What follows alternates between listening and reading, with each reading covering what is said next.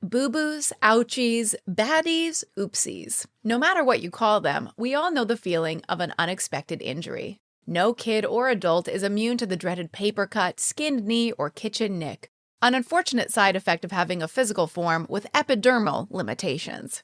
And when accidents strike, one brand of adhesive bandage reigns supreme.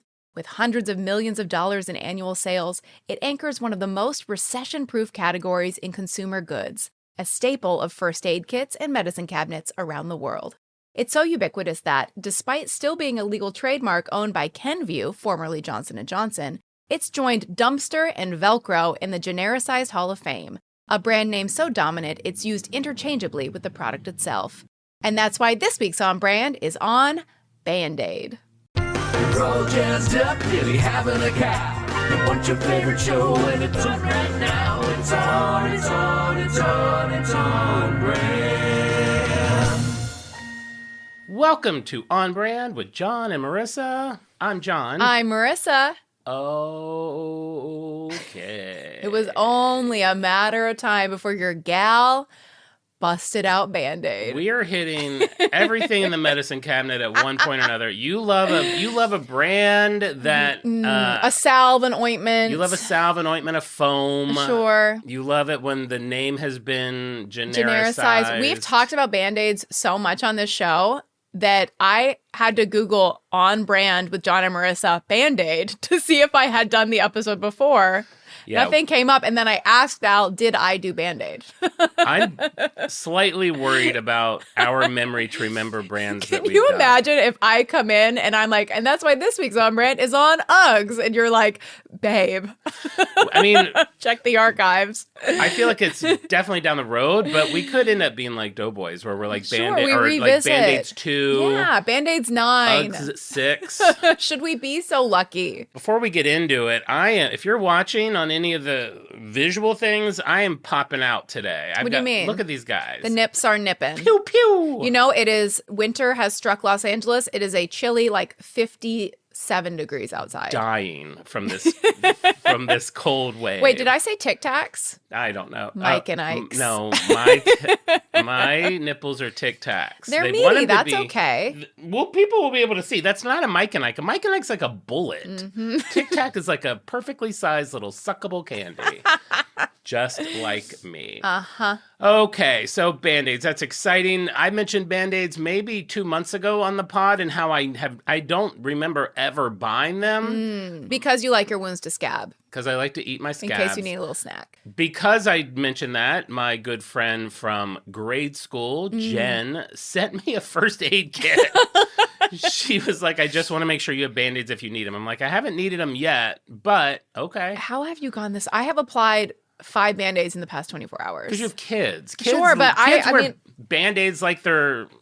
what do kids wear? Like temporary tattoos. Sure. They enjoy having something sticky on their body. It does have a placebo effect, too, if you get a boo-boo. Sure, there's no blood, but stick a Band-Aid on that bop on the head. I mean, this is basically like you already did frownies. Like you're into you Facial definitely adhesives. have. This show has brought out your portfolio of brands. You like things that stick on your body. You like a foam that changes the world. Yes. Anything that goes in the medicine cabinet. Sure. Me, I like a Taylor Swift, a Santa Claus, a parade. I keep meaning, this is such a dumb joke. I wrote this joke 3 weeks ago. Okay. And I was going to bring it up in Off-Brand, but I just naturally got to parade. I put a note in my notes. Sometimes this is how my life works now, because we're not allowed to talk anymore. Everything's for pod. I have on-brand documents and off-brand documents. If I think of something, it's not like my notes app. I throw it in there. Sure. It just lives in there until it eventually comes up on the show. Yeah. This I wrote down, I think, 3 weeks ago. Okay. Ask Marisa. So I'll do it. This is how I would have done it. Yeah, pretend like it's regular. Wait, so do I need to tee it up in any way? Okay. You're good. Oh, actually, that reminds me. I've been meaning to ask you, do you say parade or prod? I say parade. What do you say? I say parade. I don't know anyone that says prod. Who says prod? That's like from a joke book from the 1910s. I literally transferred it over because we're recording Off-Brand after this. I was like 100% going to bring that up for Off-Brand this week. I saw something on the web, a video, and I realized I have this crying at parades. Oh, human spirit. Parades make me cry. That's human spirit. The Yeah. parade's not making you cry. The human spirit is. Oh, Unless was it a sad parade? It was really, really sad. The parade of sad clowns. I call funeral processions parades. Is that wrong of me? You know how there's like happy parades and sad parades? This was a sad one, and I was really sad. It was my grandma's parade. I don't know if your town was like this. About twice a month on Sundays, we would have a sad parade. Oh, and there would be like, really? It would start off with like a hearse and then like a bunch of just slow driving cars through town. Wow. And for some reason, those always just really got me right here. I think there's a very clear reason. Is that a small town? I mean, I grew up in a small town too. We didn't have sad parades on every Sunday. That's a parade. That's a parade. A sad parade is a parade. We could hear the church bells from my house, and I just loved that. The ding dong, announcing the time. It'll be like ding dong, and then it's like dong, and then you're like, is it 1 or dong? Oh, it's 2. It's 2 p.m. I love to. Oh, it's already 3 o'clock. Wow. I am late wonder for the dentist. I'm hungry. Dong. Holy shit! I'm supposed to be at the movies. Dong. Oh. I was gonna sing a song when you're like, ding dong, grandma's gone. Ding. That's people march through the town with pots and pans singing ding dong, grandma's gone. And that would happen every Sunday. Every Sunday. No wonder you cried. That's very touching. It actually just made me think of another joke I came up with 15 years ago. You need a stand-up special on Netflix. Well, this was going to be a short little video back when we did like UCB shorts and stuff. Yeah. And I think it has since been stolen. I feel like I've seen like 2 other people do it since then. But it was I like that it wasn't just somebody else did it. It was stolen. Stolen from my brain. You know how we have silly string. Yeah. And in Hollywood for Halloween, there's signs up. You get a fine if you use silly string in Hollywood. $1,000 fine if they catch you with silly string. And then I was like, what if we had serious string? So like that's how you learn that grandma died. Like they show up at your house with like a... You answer the door, and then you look down, and you see in their hand they're holding a can of serious string. And you know what the bad is.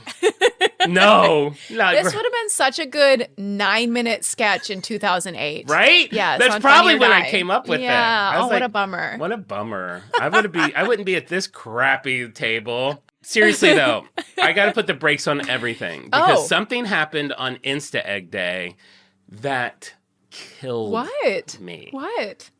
Killed me. What? I've been dying to tell you. Maybe you won't care. I don't know how you won't. I care about everything. Okay, so everyone knows I do the Insta Egg on Wednesdays. Everyone who's into it sees the Insta Egg on our story, writes us, guesses it. Sometimes I have little conversations with them. I know when it's your first time doing the Insta Egg because I have to approve to message us. It's in the requests folder. Right. I request to speak to King John. I would like to talk to the puzzle Dom. I dare to step forward with a guess. People walk backwards into the request folder preparing for a spank. Pants around ankles, walking backwards.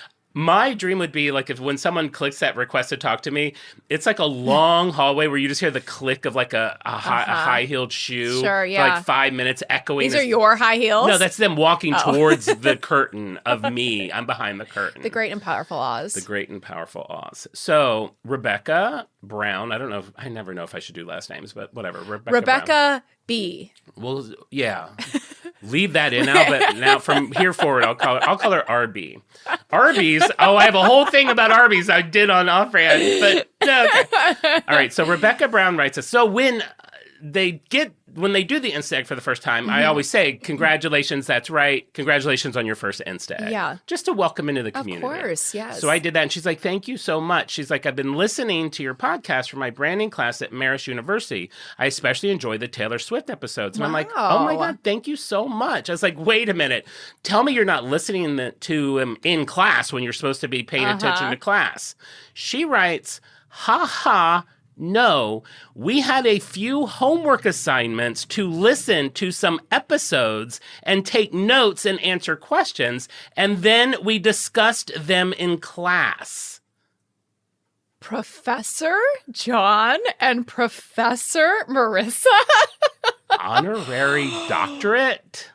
I was like, wait. Your homework was to listen to the show? She wrote, yes, my professor is a big fan of your podcast as well. And I wrote, oh my God, I'm dead. Oh. She wrote, ha, ha, ha. I wrote, that's so insane. She's like, I have to tell her about this when I go back in the spring. I'm like, what's her name? I'll give her a shout out. Oh my God. Her name is Mindy Stockfield. She also wrote, your episode about Poppy was awesome too. We had an alum from our school who now works for Poppy come in as a guest speaker after we listened to your episode.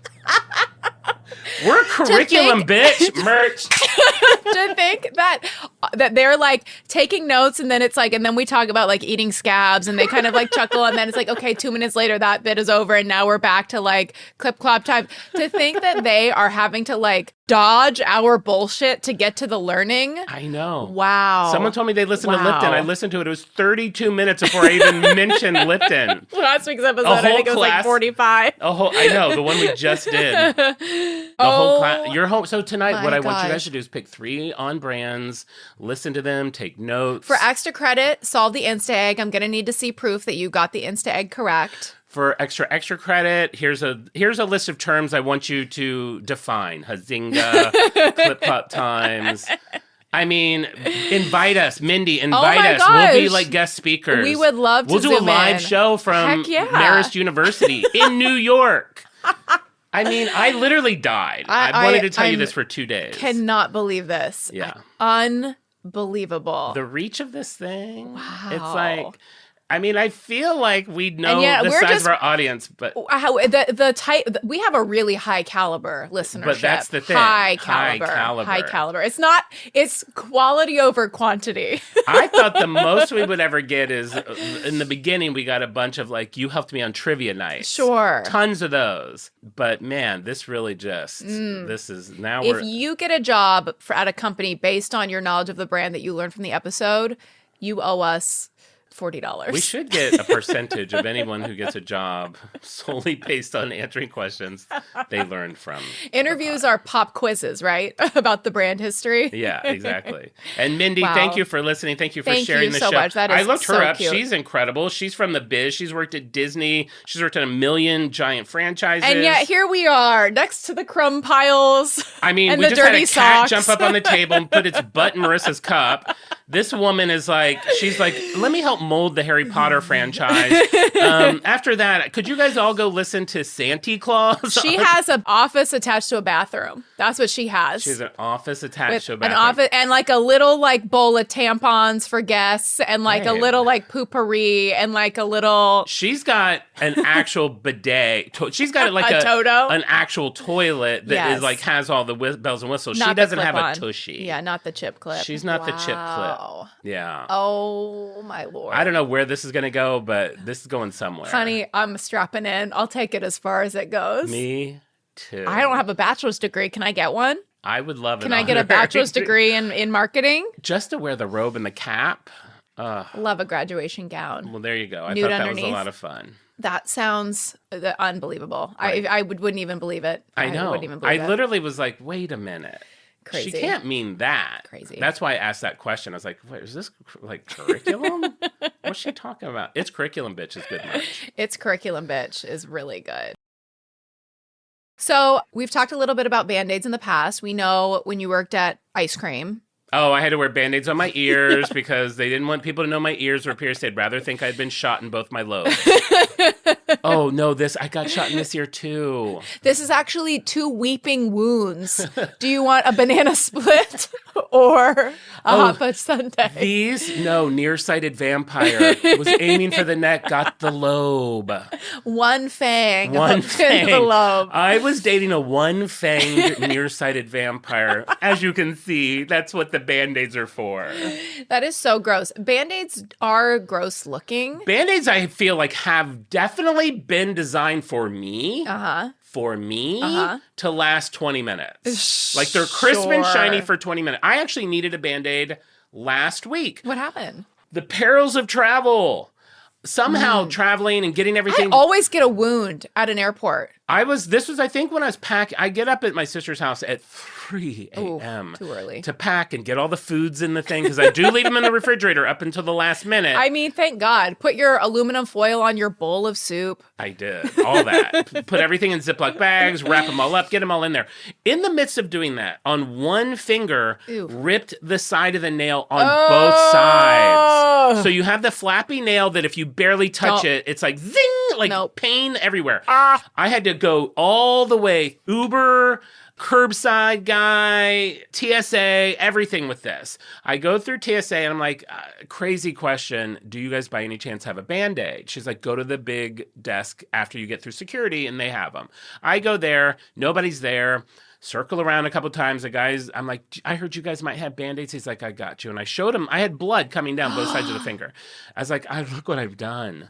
He thinks I'm like a terrorist. Yeah, and I feel like this is like a diversion for like a mission.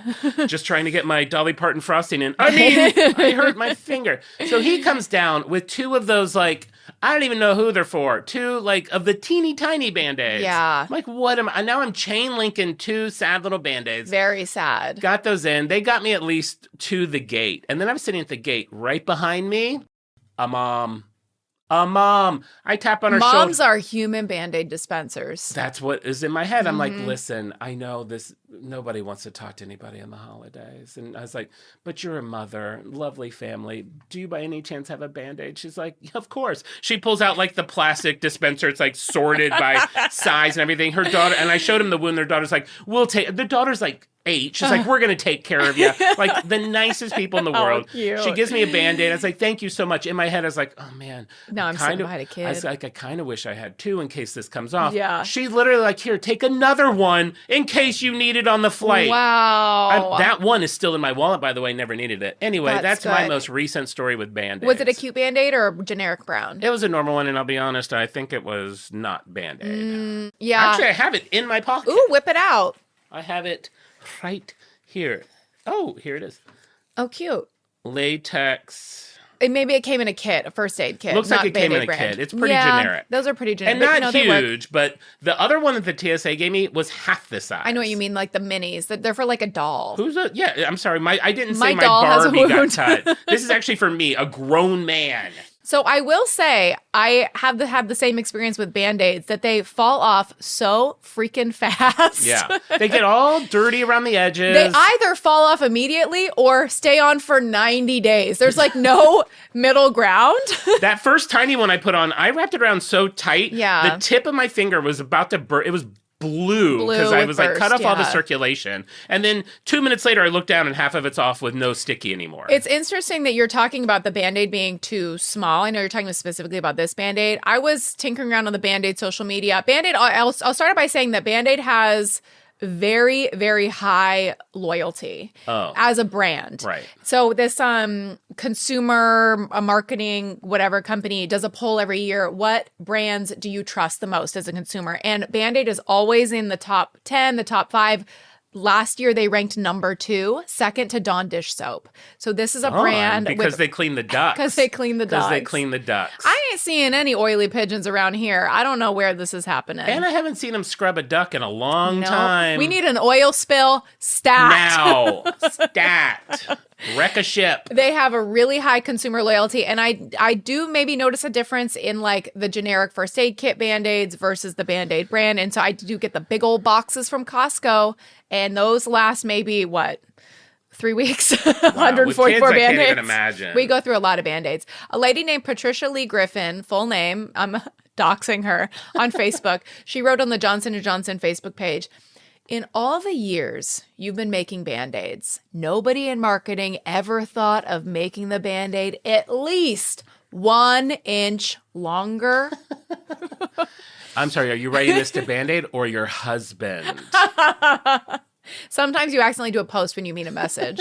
And that is usually... Oh, sorry, this was for Bill, my husband. That is usually how married people communicate via Facebook Messenger. And then she doesn't know how to delete it and the whole message is there again. Mm-hmm. For example, I have an ingrown toenail on my large left toe. Barbara, we don't need to know. I put the gel on, Neosporin. I use a Band-Aid, but I need 2 or 3. how big is this toe? Because one won't go around my whole toe or falls off at night or ends up falling off if I try to put on a sock. 3 Band-Aids circumference? Honey, see a doctor ASAP. I would have written, if I was Band-Aid social media, how big is this toe? Well, she did get specific. She said, I'm slim. I thought you were going to say, I'm a horse, and I mean hoof. I'm slim, 5'7", and about 135 pounds. Some people are heavy. Some even have fat toes. And I'm not trying to be funny. I'm just trying to be consumer-oriented. Cut to her doing stand-up. So I just did this thing to see if this bit would work. Come on, Johnson & Johnson. You've been in the business long enough to think of choices of sizes. Think of lengthening Band-Aids. Also, get creative. Signed, a consumer. You know what? Listen, I'm all for consumer advocacy for changing products to fit the needs of our lives, but I'm going to challenge Barbara. I'm going to challenge you to be creative because I will say I've been in situations where, like I said, I don't really buy Band-Aids, but sometimes I end up with random Band-Aids. They make Band-Aids for your knee. True. They make Band-Aids for your elbow. They make oddly shaped Band-Aids that's going to fit your freak toe. So go get a box of knees. This toe is the size of a grapefruit. No woman, 135 pounds, and I don't want you to send me a picture, Barbara, but no woman, 135 pounds, has a 3 Band-Aid toe. An ingrown that is swollen to the wazoo. We need a Lancet. We need a surgeon. We need a TLC hour-long special on fixing this toe. My mom watches My Feet Are Killing Me. She always tries to recount episodes. I'm like, for the last time, I do not want to hear about this. I cannot believe this program exists. This is the end of humanity. This program was made for Barbara. Can I tell you, want to hear something gross about my foot? Yeah, so, please.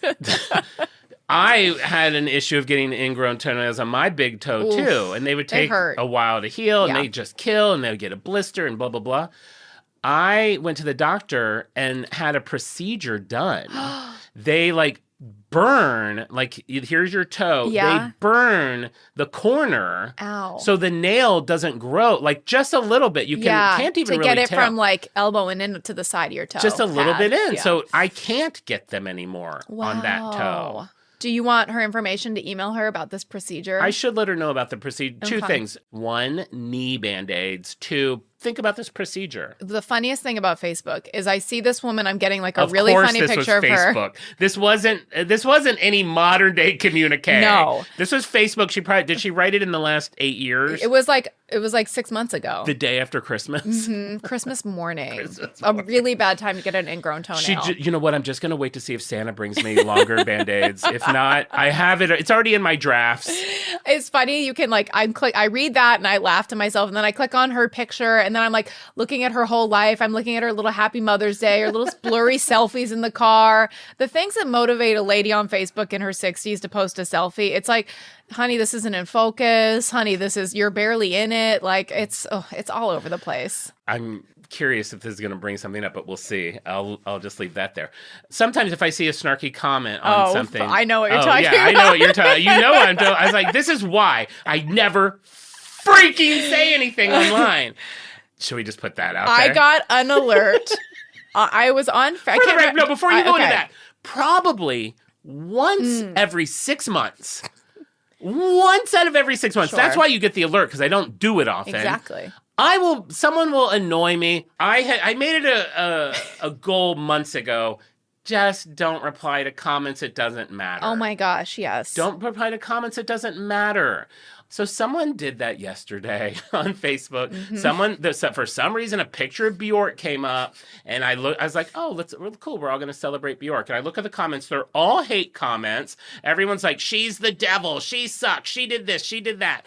And I forget what this stupid woman wrote. She said, okay, because I had my Facebook open on my laptop, and I opened it up to get my document ready for the show, and I saw John Glover commented on a random person's comment, a name I don't recognize on Facebook. I'm like, what's that all about? Click on that. She says, Ugh, why is this lady famous? She sounds like a dying moose. No, she said it was meaner than that. She's like, she's horrible. Like horrible, like sure, but it was like dying moose. A dying moose was the sure, thing. Yeah. And so then I did my like, Agnes, dying moose. Did you think of that yourself? Oh my God, that's so funny. Just like, zing, I got you, you old crazy person. And then like, and then I see this morning, I open up my stupid Facebook and it's like, Marissa Pinson likes your comment. And I'm like, I swear to God, I can't just see a random thing on Facebook that's not in any of my groups. Marissa doesn't follow anything about Bjork. Someone has to see what I've done. It happens all the time. And I had just forgotten that happened yesterday. Most of the time, there's been a handful of times where I will write my whole comment right before I send. I'm like, not worth Marissa's it. sister's going to see this. Or... Oh, I thought you were going to be like, you know what? Not worth it. I don't need to engage. I don't need to spend any negativity. No. You're like, no, I don't want anybody to call me out and make fun of me for this. I already do that. I honestly do that 99% of the time because I did used to always be like, but it's like throwing a pebble in a pond. It is pointless. It's pointless. Even her reply to it was something like, I have to be snarky sometimes. It's like, she didn't even get my joke. Like, I didn't even write it in a way that she realized I was making fun of her. She thought you were, like, on her side. Yeah, now I've, like, engaged with Agnes. Friend request. Got a poke from Agnes. Let's be friends. Let's play Candy Crush together. Invited to Easter ham at Agnes's? Going because the spread looks good? To-do list, buy Ziploc bags? We become a Hallmark movie, Jon and Agnes? You following Jon a map Agnes quest. Maybe. Agnes's church on Easter morning, you and Agnes, unlikely friendship. I love it. Oh my God, we've really gone, I keep going off topic. I'm sorry, I'll focus. That's the name of the show. No, it's not. It's on brand. The students are listening. Tell me all about this sticker that is now worth $1 billion. Well, before we talk about Band-Aids specifically, let's talk about the long history of caring for wounds. Oh my God. I have penetrated your brain. I love it. The first wound was Jesus. He needed a Band-Aid or two. He needed Three, a toe Band-Aid. Hand, toe. Toe. So the oldest known medical texts are actually a clay tablet dating back to ancient Mesopotamia. 2200 BC. 2200 BC. Yes. Remember when I thought I have that in my notes too. So we play this game called Anthology, which is really chronology. Yes. Which is super fun if you haven't played it.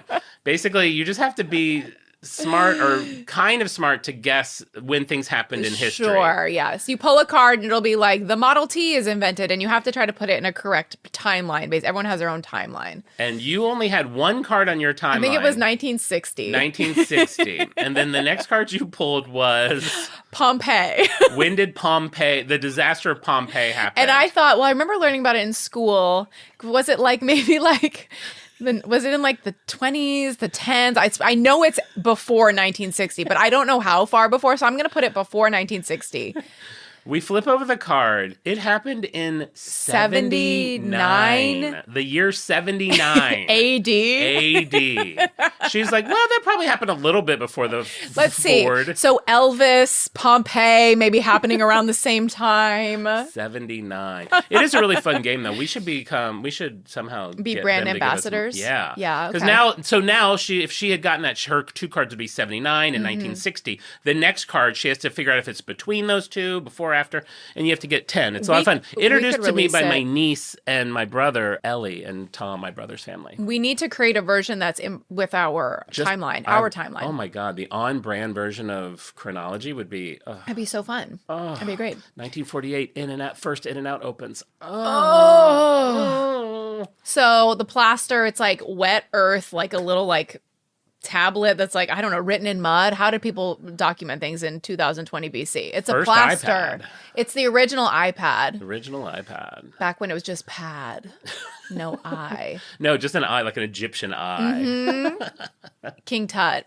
So the tablet outlined 3 healing gestures: washing the wound, making the plaster, and bandaging the injury, which is kind of like what you would recommend for an injury today. You want to clean it, you want to cover it, you want to secure it. That part hasn't changed. What has changed is what people thought was going on with the wound. That has changed quite a bit. And people were very wrong for a very long time. They thought evil spirits were getting into the wound. Exactly. Chomping at the flesh. Exactly. So they thought the wound was bad, as in like cursed. They thought the air was foul. The humors were out of balance. So the humors would be like yellow bile means like you're grumpy. Like there were like symbols represented by all of the phlegms and liquids from the body, or just that God had a plan for you to like lose your foot. Of course. So it wasn't really thinking about like a microbiology. There wasn't anything happening related to germs. Just the goal was stop the bleeding, keep the dirt out, and keep the wound covered. So it was understood as like corruption and putrefaction, imbalance, or fate. So what people used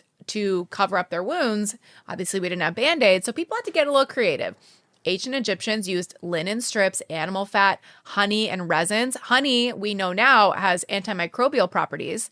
So that actually would be an effective thing to put on a wound. Honey is an ingredient in a lot of like natural homeopathic, kind of like crunchy medicines or salves, but they would use it for its stickiness. It would like you stick it on a wound, and then it had some symbolic purity. So it did work, but they didn't know it was because it was naturally antimicrobial. John's organic honey and scab spread? Yes, please. You scabs on a cheese plate? It's got salty. It's got sweet. A little bit of tang. Oh my! One of those Rain Coast crisps, that really like fancy cracker got with every some brie. nut This and is seed so disgusting. Greeks and Romans wrapped wounds with cloth, wool, or leather. Hey, leather, sofa claws. Daddy. They would soak them with wine, vinegar, or oil. The liquids that they would pour on them stung, which they thought was like cleaning. That was good. So like you pour, alcohol or wine on it, and it's like, it's foaming and bubbling, and you're like, good, the bad spirits are getting out. We still use that today. The doctor's always like, this is going to hurt a little bit. And that's like a good thing. Hurt a little bit. Yeah, you think it's like Noxzema pads. I'm like, well, make it not hurt a little bit. You're a doctor. You're a doctor. Like, work on it. Spider webs were the original natural gauze. They apparently work extremely well, conforming to wounds and absorbing blood. How spooky is that? I love that. The doctor spends his Sundays going through haunted houses to get his new supply. Exactly. With an open big leather bag, like the doctor who would come like visit your house in Berenstain Bears. Yeah, wrap that up in a little roll. That's cute. That is cute. In a little jar. Cute. All the different types of spiders listed in calligraphy on the jar. I love that. Apothecary. They would use moss, plant fibers, chewed up leaves. In medieval Europe, wounds were often packed with herbs or animal products and then bound extremely tightly, like your Band-Aid, cutting off circulation, which made them think that it was like you were trapping like the injury.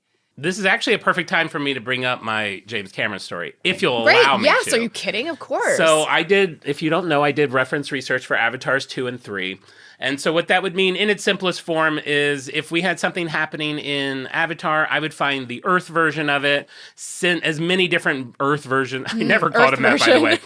Yes, Jim, I have found all the Earth versions of this reference. I wish I did. You have two files. John. You have Earth version and Pandora version, and it's like drag one in there and then drag another one in there. Every time you drag it to the Pandora one, it just turns blue. Yes. I finally get a note from like production. Jim's requested that you no longer say the term Earth version. Earth version. So, he finds it condescending. Yeah. For Avatar 2, we had the Way of Water. So we had a whole new water tribe, the Metkaina, in Avatar. So these people live like on the water.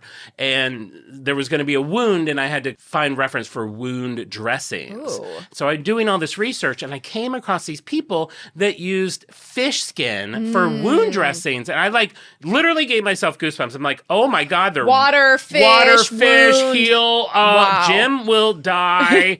Cut together all this reference for it. And then I'm telling someone, I forget if it was the production designer or someone, I'm like, oh my God, Jim's going to die because I found all this fish bandages for Metkaina, blah, blah, blah. And they're like, I actually know for a fact that he's seen that.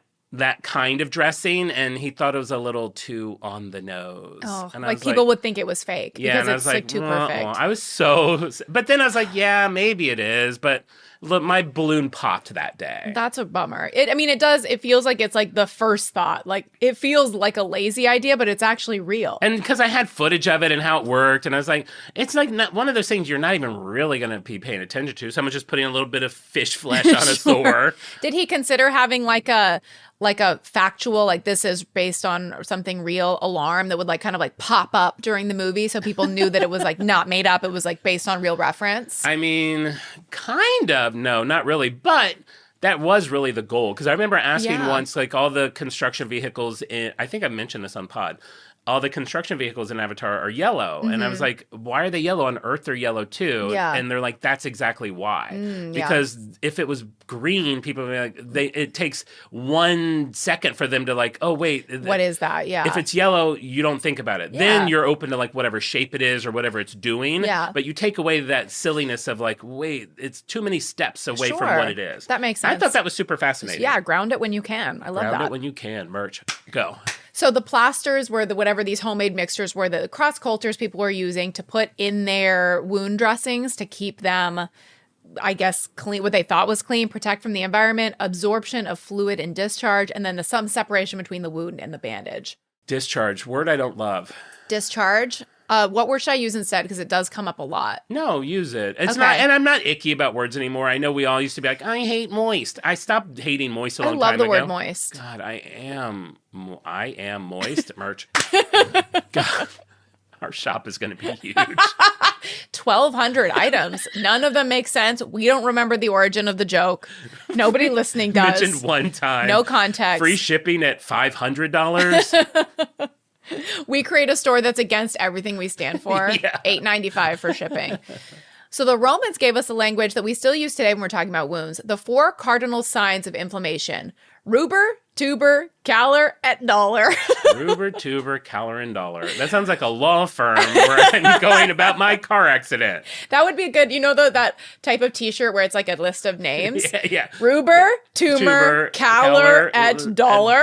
Dollar. It means redness, swelling, heat, and pain, which is still how we judge if a wound is infected or not. Sure. So I mean, that's not going to change, really. But I think it's cool that, they were dumb in so many ways about, what they thought. That, they did notice, oh, yeah, if, a wound is, red hot. They still ask you that if you go to the doctor. You're like, I have this thing. They're like, is it red? Is it swelling? Is it warm? Do you have pain? Yeah. And then we come to 2 words that I really don't love. This is my least favorite metal band. Laudable pus. Laudable pus. Did you see Laudable Pus is opening up for smegma pits? Are they the guys that throw turkey heads at the audience? I don't want to see them. I don't need to see that. I don't want to see them. Pus. I hate pus. I do hate pus. That's the real P word. I don't have pus anymore, but as a kid, I bit my nails, and I would get ingrown all the time. You're a nail biter. And the whole side would get that blistery red, and then eventually it'd get to the point where I could push the pus out. Oh, that's terrible. And it stunk. We'll use the P word instead. Oh, that could be pretty dangerous. So for centuries, wound care was shaped by this dangerous misconception, the belief in laudable pus. So that means that the discharge from a wound, this is a yucky segment, was seen as a good sign that the body was expelling the harmful material, the evil. So surgeons would encourage that to happen. If that was happening, they were like, oh, good, it's getting better. And if a wound was clean and dry and sealing and healing cleanly, they were suspicious of that. Cut it off. They were like, lose the leg. Lose the leg, no pus. Legitimately, yes. This went into the 18th and 19th centuries, and it influenced all medical care during that time. On the battlefield, in childbirth, everyday injuries, the delayed acceptance of a sealed, clean wound. Wow. Wow. Crazy. And then we have in the 19th century, germ theory. So doctors did not know about germs. They would go from doing an autopsy to delivering a baby, and they wouldn't wash their hands. Yikes. And infant mortality rates were really high. People were dying in hospitals. Scientists started to propose that disease was caused by microscopic organisms, and the backlash in the medical community was fierce because accepting germ theory meant admitting that doctors themselves were responsible for patients dying, something they were very reluctant to admit. You couldn't see germs, but they were proposing that they were there, and the medical community was not having it for a very long time. That's got to be, I mean, in hindsight, obviously, everything. But Sure. what a crazy time. Like, Yeah. it's like the same with like NASA, where they're like, I know we can't see it, but Just trust me. there was one flicker 16 years ago that leads me to believe that there's a planet there. Or Sure. I know we can't see anything on this leg, but in my gut, that there are billions of tiny little creatures that in the future, we'll give them cute little faces so kids understand it, but they're attacking. Trust me. I mean, even just like a cell, like an atom, like we don't see a hydrogen particle, like we don't see any of it. You just, it's faith. It's all faith. And we're still doing that. When HIV hit, people were like, because they don't know where things are coming from. They thought it was coming from poppers. When COVID hit, like, there's still this, like, wait, where's this coming from? How is it transmitting? Yes. Blah, blah, blah. We had people like Louis Pasteur who started to kind of, the scientific community started to really push and find like true evidence that these microbes and these germs existed and that they were actually the cause of the sickness and the illness, and it wasn't just like, bad luck. So by the early 20th century, most people believed in germs and they believed that cleanliness mattered. But at home, a cut finger was still wrapped with a strip torn from an old shirt, or gauze you tied on with string, or tape that required two hands and another person. How do you if you cut your finger and you're trying to like roll off gauze, cut it, get a little thing of cotton, put it on yourself, tape, that would be a tricky thing to do alone. Speaking of germs and using old t-shirts and stuff, can we talk a second about handkerchiefs? What about them? How gross were those? I'm a sleek New York businessman. Sure. I have the most expensive briefcase and a Rolex watch, and I carry a little square of fabric around that I shoot my snot into every 30 minutes. And I wash it once a month. With everything else. That is so true. It's such a nasty little thing. Yeah. I mean, it's good on first use, but then I would be like, I would want to be rich enough I just toss each one. That's Kleenex. That's Kleenex. Listen to the Kleenex episode. Hello, sharks. Already been done. So we see a perfect opportunity for somebody to get really creative and perhaps an inventor to step in to solve this everyday problem. In 1920, we have a man named Earle Dickson. He is a cotton buyer for Johnson & Johnson. I can't wait till we hear about Johnson & Johnson because I did not know that they were... I hope they're still around. Are they not around? Yeah, they're around. Oh, they're just Band-Aid is like under a different brand now? It's Johnson & Johnson has changed names. I don't like that. Well, it's like Johnson & Johnson. They have it's a spider web. It's an umbrella. Got it. Okay. It's an umbrella. Johnson & Johnson's going strong. I love Johnson & Johnson. You should do that. That's a obviously, great brand. I'm John. And I like the font. I like it all. I love Even the though font. they're probably bad, but go on. So he's a cotton buyer for Johnson & Johnson, and his wife is one clumsy bitch. She is always cutting her finger in the kitchen, burning her hand on a pot. She is a disaster. And she is telling him how annoying it is, how hard it is. She's home alone making his pot roast to try to tend to her wounds. She's in like the kitchen. covered in blood every time they're talking. He's like, love, you know what? I just thought of something. I got a trunk full of cotton. The kitchen looks like a murder scene when he gets home from work. It is a disaster. So instead of this multi-step process where you have cotton, gauze, and tape, you need a second person. She's trying to do it herself. Dixon's thinking, well, I buy cotton from Johnson & Johnson. Like, maybe there's a simpler way to do this. So he said he was determined to devise some manner of bandage which would stay in place, debatable, be easily applied, and still retain its sterility. And be 1 inch too short. So For then Barbara's big toe. Everyone will have to buy multiples. Exactly. It's genius. So he put small pieces of cotton gauze onto a strip of surgical tape and covered the entire thing with crinoline to keep it clean. So now when his wife cuts herself, she could just apply the bandage on her own. It's all one step, easy peasy, mac and cheesy. I want to know how fast that actually all came together. It sounds like he did this he thought of this at 6 and did it at 7 and he's good to go. It really does feel like that. Like some inventions like Planet Fitness, it was like, it took 11 years. KFC's like, I can cook this chicken now in 3 days. So we're like, okay. Dyson's like, I've spent 2 years in my barn and now I can suck. He like invented this like while he's like taking a piss. Wow. Yeah, I think so. So he mentions the invention to a fellow Johnson & Johnson employee who says, share it with management. You know, you're doing great here. Mention it to the big boys. Oh, this could go either way. Johnson & Johnson. Wait, what's his name? His name is Earle. They're not called Earls.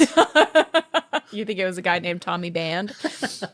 Johnson & Johnson immediately saw the potential and began selling the product under a new brand name, Band-Aid. I wonder who came up with that. Well, I'll tell you. Okay. According to a 1957 article in the Central New Jersey Home News, the name Band-Aid was coined by W.J. Kenyon, who was the superintendent of Johnson & Johnson's plaster mill, where the company's adhesive products were manufactured. So I feel like the Band-Aid was assembled in like 40 seconds. And then this guy, they're like, what should we call it? And this guy's like, Band-Aid, like from deep in the mill. That's insane. This is an invention that was a minute and a half to becoming in fruition. So at first they were made by hand, but in 1924, Johnson & Johnson developed a machine capable of mass producing adhesive bandages. They were marketed as the Instant First Aid Bandage, and they looked different from current Band-Aids. So in his prototype, they were sold in long strips. So to imagine this, like instead of a Band-Aid that's like a skinny rectangle, imagine like a wide rectangle, like a hot dog, with a narrow strip of that like pad in the middle, and you would cut them to size. So I actually feel like... How are they going to stick, though, if the one edge would be all pad? Well, just the center is pad. But if you cut Imagine you're looking at a burger from the side. I am. Okay. All right, so I've got a burger. And then you cut little Band-Aids. You cut vertically to cut slices. So it has a pad in the middle and the adhesive on both sides. Oh, okay. But you could cut to size like wider or smaller, which I actually would find to be quite helpful. Mm-hmm. My son last week tried to bobsled down the side of the bathtub in a glass baking dish and shredded his ass beyond comprehension. And I thought of I was like, we need like a long pad in the middle with like because if you have like a slice, it's hard to like, what are we doing? Like putting like 10 Band-Aids end to end? You know what I think would have worked? What? Don't use glass baking dishes in the bathtub. I'm telling you, I mentioned this with my baking soda. We buy 14-pound bags of baking soda and we use it to play with mush in the bathtub. You can get a plastic baking dish. I didn't know it would be used as a bobsled. Well. Who would expect that? So his original prototype is like this rectangle and you have to cut them to size yourself, which added another step. And then consumers were also expected to apply their own antiseptic to the gauze pad. So this was the early version. It still relied on the consumer to like do a few things. And they didn't sell very well. They only sold about $3,000 in sales, and which was about $40,000 today. So not an instant success for something that is apparently a very needed product. Then in 1924, Johnson & Johnson introduced pre-cut Band-Aids, making them far more convenient. In 1938, the company went a step further. They introduced sterile Band-Aids, eliminating the need for the consumer to apply like a antiseptic themselves. Right. They were also packaged in these wrappers with, tell me if you remember this, they were until 1992, a red tear string. Do you remember this string? I of course remember the string. The string was iconic. If you don't remember, the Band-Aid did not have the two pull tabs to open it. It had a red piece of like dental floss basically on one end. You would pull it and it would rip the Band-Aid open lengthwise so that the theory was that you could get it open easily without having to like dirty it with your hands by touching it too much. That was eventually phased out in 1992 because it was not very reliable. So what they were noticing is that the string would fail and then people would have to like open it with their teeth, which would eliminate the sterility that they were going for. What happened to all strings? I think Lifesavers used to have a string too. Oh, the string business is in the toilet. Peril. Absolute peril. There's like two guys left over at Big String and like, what can we put a string in? If you have stock and string, if just you got sell. Stock and string. You're not getting that money back. This is I the year went to get all out. in on string. I sold all my Bitcoin to get string. Roger, you heard me. Everything in string. So Johnson & Johnson, had a couple savvy marketing moves that helped Band-Aid become the household name that it is. Because obviously there's other brands of Band-Aids out there, bandages, but Band-Aid is the one. So these are the couple moves that they did early on. They placed Band-Aids in Boy Scouts of America first aid kits. Perfect. Which introduced thousands of children and their parents to the product. The company also partnered with the Little Golden Book series. Do you remember these little series? One of my Golden favorites. Spine. So cute. Pokey Little Puppy. There's so many of those that are so good. And now they make modern day ones. I think I have a Taylor Swift, the Little Golden Book on Taylor Swift. They have Dolly Parton. They've done all these. You have that? I bought either Dolly or Taylor. That's cute. Now they do all these iconic women. And maybe they do men too, but I've seen like Kamala and like just all these really cool women. Yeah, I love the Little Golden Books. That'd be a good brand to do someday. They published a series called Dr. Dan the Bandage Man. And it was a cute little book about like a little story about a doctor and about first aid. And it included 6 junior Band-Aid bandages in the book. And it taught children how to administer basic first aid. Such a good idea. So Who can fix your cuts up? The bandage man can. Dr. Dan the Bandage Man can. Well, we'll trim off the doctor. The bandage man can. It was a massive success, and with an initial print run of 1.6 million copies, which was the largest in Little Golden Book history at the time. Please tell me you have one. Please tell me you went on eBay. I wish. Son of a bitch. I mean, imagine a book with the Band-Aid still in it. 6 crusty old Band-Aids from 70 years ago. That would be hard to find because it's like how like the parts of like Legos are that are rare, like the parts that kids lose. Those Band-Aids are not still there. It's like how I got the free Muppets Monopoly game and everything was there but Kermit. No, thank you. Now I'm responsible for getting rid of this trash. The glue that holds the whole group together. I'd be like, oh yeah, Sex in the City, except Samantha. Samantha, is she the glue? Who's the glue? Everyone's in the Sex in the City Monopoly game except New York. It takes place in your imagination. So all these marketing moves, they helped transform Band-Aids into this multi-million-dollar product with a global reach. After decades as the undisputed leader in adhesive bandages, Band-Aid faced some serious competition because in the 1950s, who enters the scene? Curad. I was about to say, I feel like I would ideally like to be if I have a bandage, I'd prefer to be Band-Aid because I could see them as the leader. Sure. But if I had a second, it'd be Curad. Curad cutie and or Curad Band-Aid was boy? Focused on Stranger Things. Oh, interesting. Yeah. How? There was a scene where they had to like sneak into a store and get bandages, and they were Curads. Grab some Curad bandages. Well, I have a wound. They're just there, and they grabbed them. Interesting. I wonder why. So Curad bandages were originally created for the military to use during the Korean War, and they had a perforated plastic strip, which they're kind of setting themselves apart from Band-Aid by focusing on like their innovation. So they say, oh, our strip has like little air holes in it so that it can like breathe. The adhesive can breathe. And a Teflon coated pad that allowed for the wounds to not stick to the cotton. Teflon? Isn't that what we use on our skillets? Yes. I'm using and we wonder why we have so much BPA in our blood. Using a skillet to fix my cut? I mean, it is nonstick. Okay. Right? And I guess that was a problem at the time is you would put on a Band-Aid and I mean, maybe some of the pain of removing a Band-Aid was it sticking to the wound, I guess. Which, by the way, wounds are supposed to stay wet. That's a myth that you need to dry them out. I probably mentioned that on pod. Let's just say for personal reasons, I prefer a dry wound. So they are advertising that they can eliminate the painful experience of reopening a cut when removing a bandage. So they have these couple like new innovations that they're putting in front of the public that people are really getting interested in. Hospitals quickly adopted Curad bandages, but consumers were slower to embrace them for household use.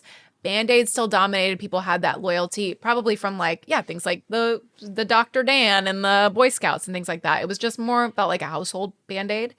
And that began to change in 1956 when Curad introduced battle ribbons. So up until this point, Band-Aids were brown. They were all brown. Now they give you a device to cut yourself and heal yourself. The battle ribbons. They did look really cute. So they're colorful bandages. They're in red, green, blue, yellow. They have like stars. They had little like tanks on them. So it was like still like kind of themey of military, but it was, brightly colored bandages for the first time. We hadn't seen those before.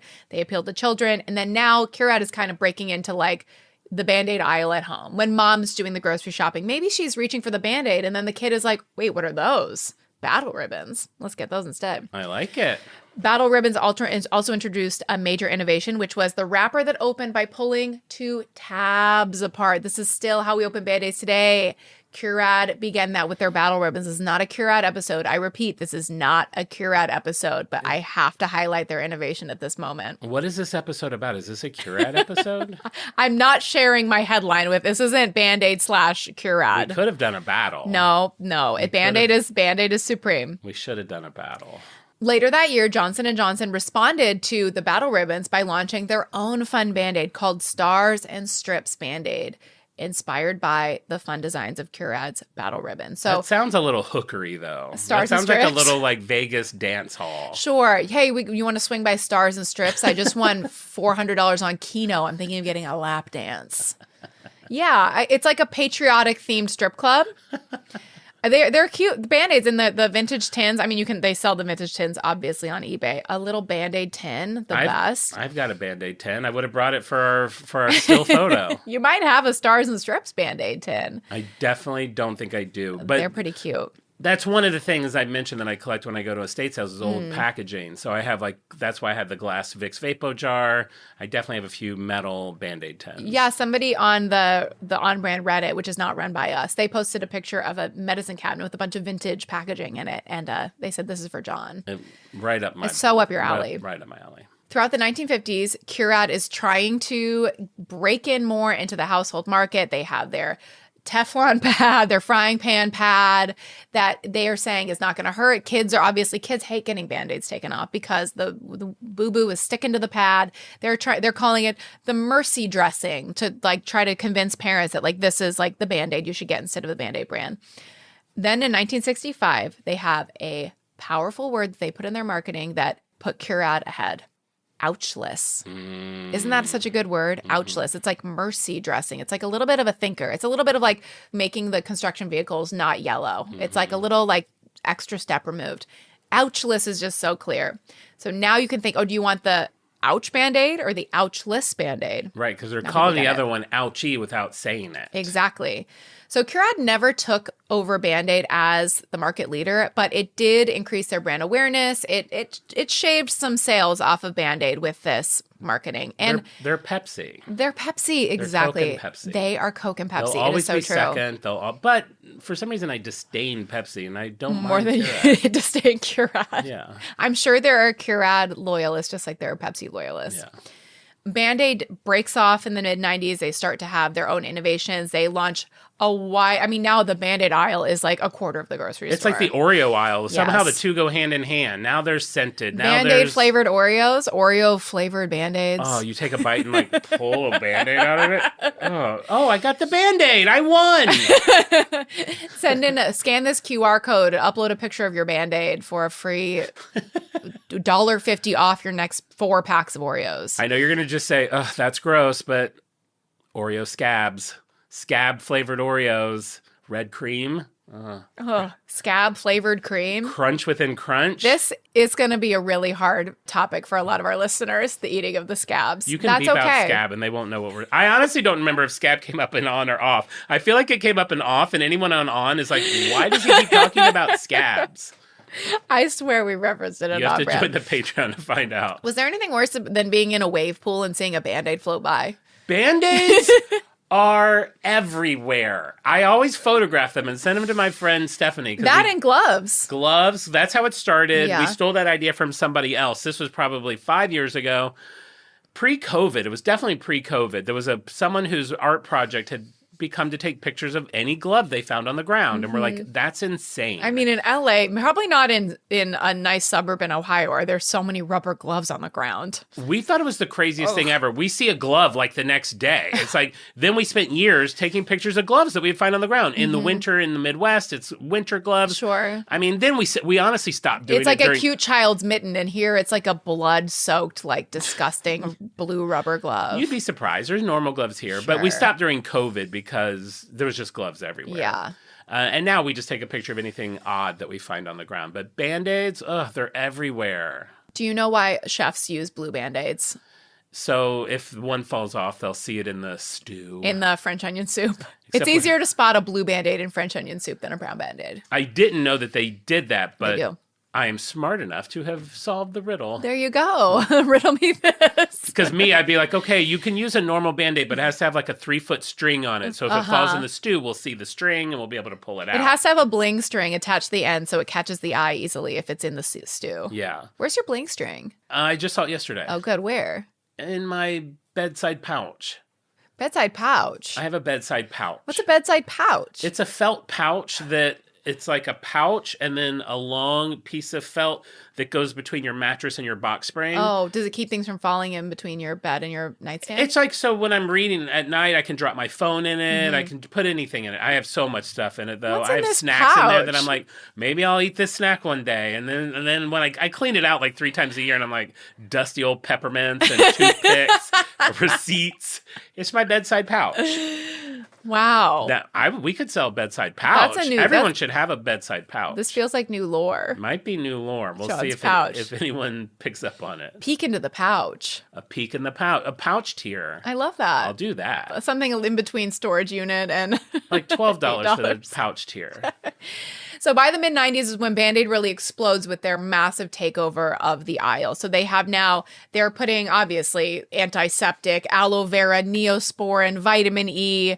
They have sports Band-Aids. They flex, they move with you, waterproof Band-Aids, clear Band-Aids, colorful Band-Aids, collabs with every brand you can imagine. Every movie that comes out. Strawberry shortcake. Every Pixar movie, Disney, Mickey, everything. Scented, all of it. Special Band-Aids for knuckles and fingers. I did love a clear Band-Aid. I was definitely a clear boy. Anything that came clear, I'm like that joke on SNL where they had clear gravy. If it was clear, I wanted to try it. I think that comes from my love of swatches. Yeah, that was one of their big things early on. Like the clear phone where you can see the gears inside. Oh my God. Yeah, those were fun. I have one of those. Yeah, those were great. Yeah, clear Band-Aid. It's like, sore? What's sore? I didn't get hurt. Fool.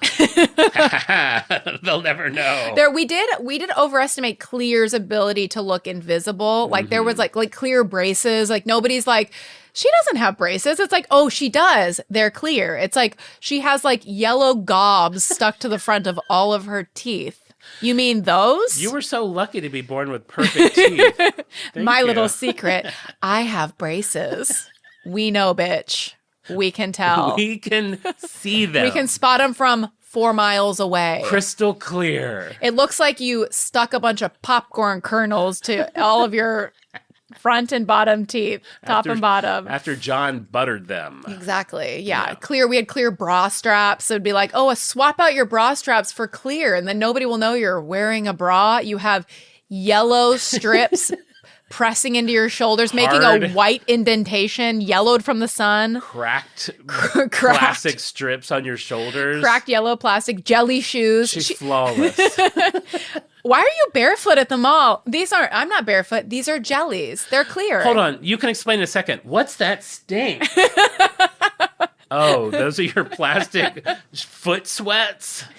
Festering, laudable pus. Women love shoes that make their feet nasty. Uggs and jellies. I'm telling you, there's nothing worse. Women who were in their 20s in 2008 will know. A ballet flat. Oh. A ballet flat. It's like, I look like Audrey Hepburn. I smell like Oscar the Grouch. Yes. Oscar the Grouch's asshole after being in bed for 9 days. Did you go through that phase? Yes, of course. I don't remember it really well. I remember, you know which one, God, I never did this. I could not have pulled this off.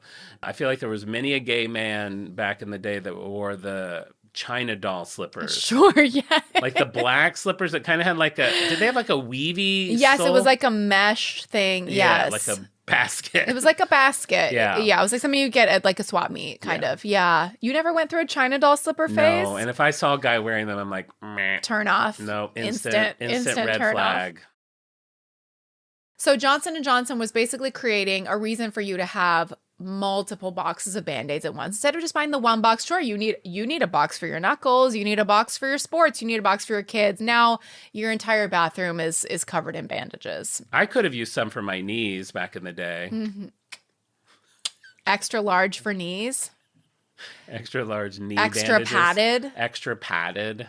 China doll pattern. Your knuckles. What are you doing? Oh, I will say, if you live in the Midwest, I do take for granted that we live in such a nice climate. Sure, your knuckles get dry and cracked. Everything gets so cracky in the Midwest. And even just like grazing it on something, it's like now your knuckles are like peeling the skin. Yeah, I'm sure our Midwest listenership is like howling at the mention of knuckle Band-Aids because they rely on them. Yes. Yes. That's what put me through. That's what bought this house. In 2017, Earle Dickson, the inventor of Band-Aid, was inducted into the National Inventors Hall of Fame. Wow. Posthumously recognizing his groundbreaking invention of the adhesive bandage for easy at-home wound care. Why did that take so long? Good point. Was it a slow year? They're like, let's throw Band-Aid in there. He invented that 100 years ago. I mean, it should have been like, why not let him live to see it? Yeah. We'll wait till you die. Till you're long dead. Then we'll celebrate you. It's like he's with like, a bunch of other like, common things that are representative of like a major innovation that we're so grateful that they exist. In March of 2021, following an outcry from the public, an inclusive line of multiple shades of bandages called Our Tone in multiple shades of brown so that a Band-Aid can easily blend in with multiple shades of skin. That was after people were pleading for years and years. 2021, we got that. I remember when those came out and I was like, yeah. It's time. 2021. I mean, have it like makeup shades, blend in. She doesn't have a Band-Aid on her face. She does, actually. She actually has 3. Just to speak to a little bit to their dominant share of the market, Band-Aid remains the largest brand in the category, generating $168 million in sales as of a few years ago. That doesn't even seem like that much. I thought it'd be $1 billion. I mean, that's like just the Band-Aids. It's not any of the Still, other I thought they'd be at $1 billion. Maybe that's why he No. didn't get recognized till so late. There you go. How is it not $1 billion? You don't buy them. True. You don't buy them. True. I think you're either a Band-Aid house or you're not a Band-Aid house. Band-Aids are on my list of things to steal when I get a job in an office. I don't think you need to. You don't use them. But that's how, there's certain things I steal. I've talked about it. I'll steal some of the Tylenol, some of the Band-Aids, some of the batteries. Yeah. Paper, things I'm why not paying for. Tape. Clear tape. Gotten expensive. Speaking of clear bandages, the hydrocolloid bandages, I believe I've spoken about this, maybe an off-brand. This is like the biggest game changer in wound care. Oh, you paint them on? The liquid bandage doesn't work as well. I got that kind. This is like a strip. I have big ones that you can cut to size. I have a roll you can cut to size. It stays on so much better. It creates a perfectly sealed on all, because the Band-Aids, that's the thing about them. There's openings on the top and bottom. Shit's getting in. Yeah. Like, it's not a full perimeter. The perimeter is not secure. Yeah. With these big clear bandages, hydrocolloid bandages, it stays on. It's like basically a clear piece of like tape. And then the wound, it absorbs any liquid in the wound so that it like pulls it out. People use them on zits and stuff, but like for wounds, I thought you said we're supposed to keep them wet. You are supposed to keep them wet. It's a moist environment. It's not dry. Oh. It keeps it moist. And so for my 4-year-old's ass that was absolutely shredded by glass, shattered glass. That you let him play with in the bathtub. That I let him play with in the bathtub. I stuck one of these. I had like a patchwork of Band-Aids. It looked like hell. It was insane. And then I stuck one of these like 4x4 squares of this hydrocolloid bandage, and it was like healed in like day. And it's less likely to scar. This is like, I don't even know why we still are messing around with regular Band-Aids now that I mention it. Now that you say that hadn't even really entered my mind, but now I feel mad. Why? It's like 2026. Like, when did this guy die? Well, he invented bandages in 1924. Right. So he invents them in 1924. 1920, yeah. And 24 is when they got like mass produced, yeah. So they're 100 years old. Yeah. You think he's coming back to life and you're like, look what we did. Now they're brown. He's like, whoa, my dreams have been fulfilled. He'll be like, you're still using that? Like, we should have like a... Like cyber bandit, like spray it on. I was hoping I could come up with a good name right away, but like a gun, like a cool, like, oh, I got cut. Sure. Give me 1 second. And it's just like 3D printed on. Sealed, healed, printed, ready to go back into battle. Even these like waterproof bandages. Yeah. Let's just say those are also floating around in the wave pool. Yeah, and it doesn't rain in California. I don't care if it's waterproof. Just heal it. I mean, I don't think they're talking about rain. They're talking about like the shower. Whatever. Oh, that makes more sense. I haven't washed my hand in 10 years. I'm just saying, it is at the time, 2025. I went through 3 Band-Aids at the airport. That's a very at good the point. airport. Very good point, yeah. 25 minutes, an hour. Yes. I'm on my third Band-Aid. You know what? I was on brand on this. I don't know if I am anymore. Wow. Okay, we're fired up. I mean, wait, are we at that point? Yeah, we're at that point. That's it. That's Band-Aid. That's Band-Aid. So on brand or off brand for you, John? You're going through it. I was going to say it's a hard on brand for me, and now I'm going to say it is a light on brand for me. Interesting. Because you know when I say Johnson and Johnson, whatever your new name is, whatever like it is, Curview or something weird. I'm with Barbara. Like, yeah. My Band-Aid should fit my big fat toe. I'm 60. I haven't earned that. The Band-Aid looks identical to when Barbara was a little girl. Yeah, it hasn't changed at all. It's changed colors. It's changed scents. Woo, you put ointment on it. Whoa, you got rid of the string. Yeah, good point. Yeah, good off. Good point. Wow, I love it. Get passionate. Light on brand for me. What about you? You know, as I'm saying this, that like I get annoyed with them so often. I buy them in a gross. And you know what? You shouldn't have to. You should only have to buy 4 Band-Aids a year. That's a really good point. You shouldn't have to buy gross. That's part of Big Band-Aid. They make the adhesive weak intentionally so that you have to replace the Band-Aid every day. You shouldn't have to. They probably put teeny tiny little bits of fiberglass in it so your cut keeps staying irritated. Ooh, and I think actually the adhesive is laced with Goo Gone. Oh my God. This is bigger than us. This is bigger than Barbara's toe. We're going to fork off into an investigative series. On Brand presents On Band-Aid on Netflix. Too many ons. Or not enough. Or maybe not enough. Okay, so where are you? I'd say it's lightly on brand for me, but I'm chomping at the bit for more innovation in the space. Yeah. It's about time. It's 100 years in. Good point. I don't need you to change Martinelli's, but I do need a better Band-Aid. Wow. You said it all there, folks. Well, there we go. Have it. That's Band-Aid. That's where we stand on it. Be sure to let us know where you stand on Band-Aid and all of our socials.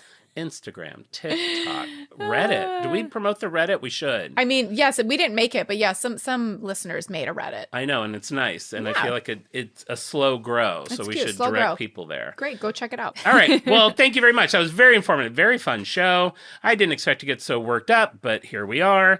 And while I'm feeling razzy, let's figure out who our Freaks of the Week are.